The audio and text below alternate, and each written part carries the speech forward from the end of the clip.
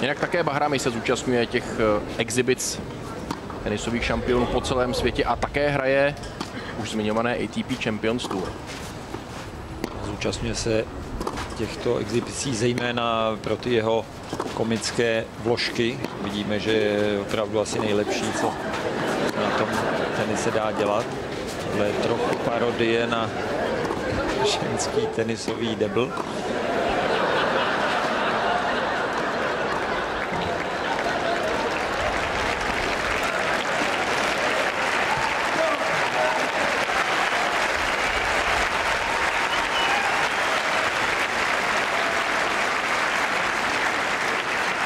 Diváci po celém světě tleskají Mansuru Bahramimu.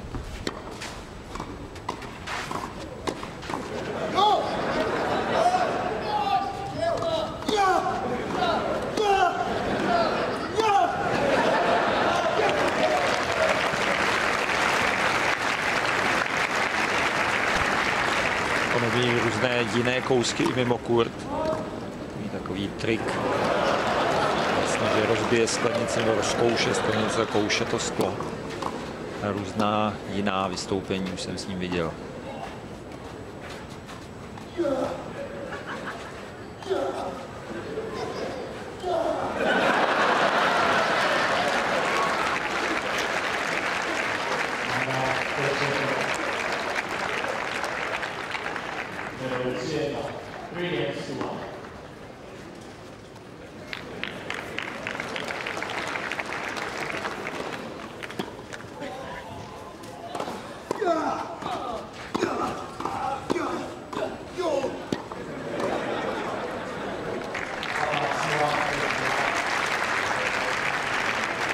Bohužel začíná pršet, diváci roztahují deštníky nad hlavami, tak snad se exibice dohraje v tom plánovaném rozměru jednoho setu.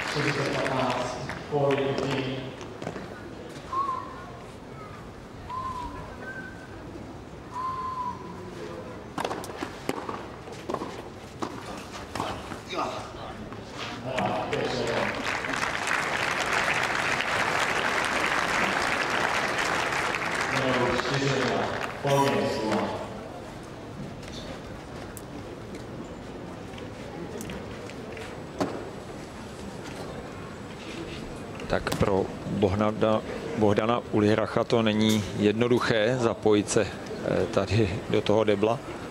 Jednak debla ve své kariéře hrál málo kdy, byl to fantastický hráč singla, Davis Cupový reprezentant, se svými skalpy může počítat i Pete Samprese, že ho porazil na turnaji v Americe. V Indian Wells. V 97. Hrál fantasticky, jeho nejvyšší umístění na žebříčku ATP bylo 22. Už je hodně vysoké číslo.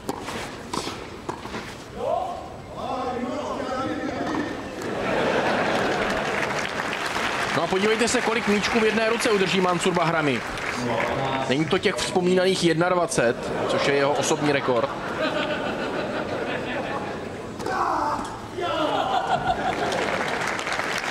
Tohle ESO, tohle pohrání by, myslím, platilo i v normálním zápase.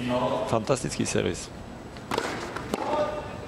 Pořád ještě neudělal ten mnou vzpomínaný servis s tou obrácenou rotací. Já si myslím, že to přijde.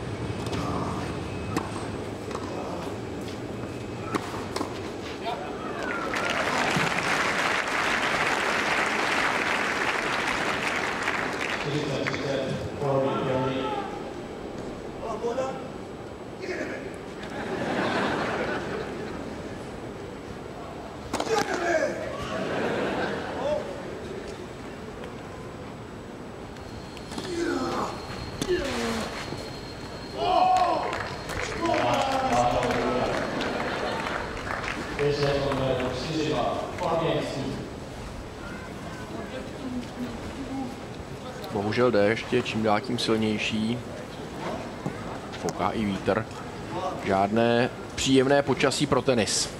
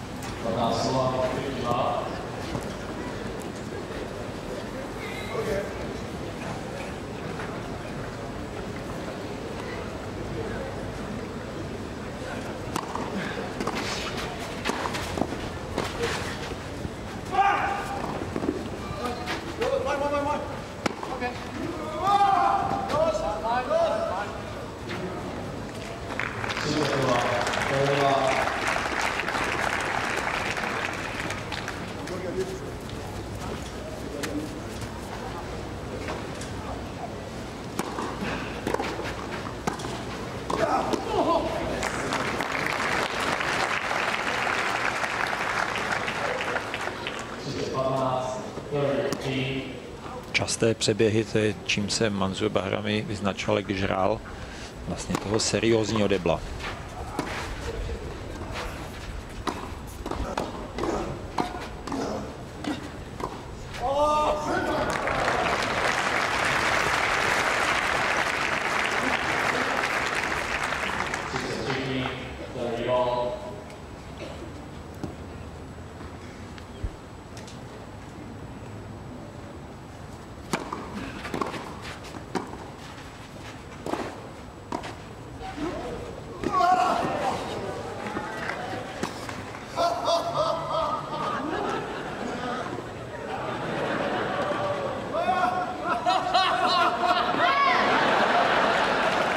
Tak tohle se myslím Bahramimu často nestává, že by nedal míček do kurtu z této pozice. Vyloženě čekal na to, až bude mít balon za tělem a bude moci zahrát ještě vyšší svíčku než cash.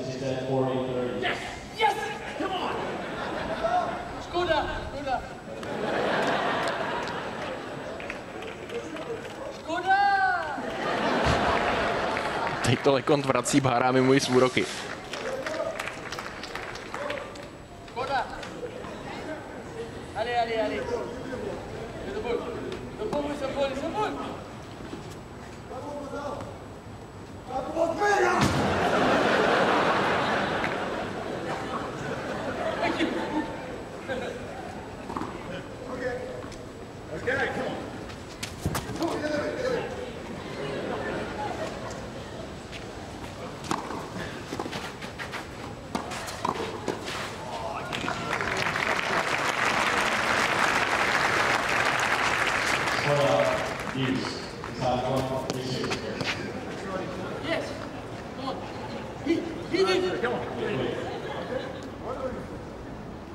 Oh, easy, easy.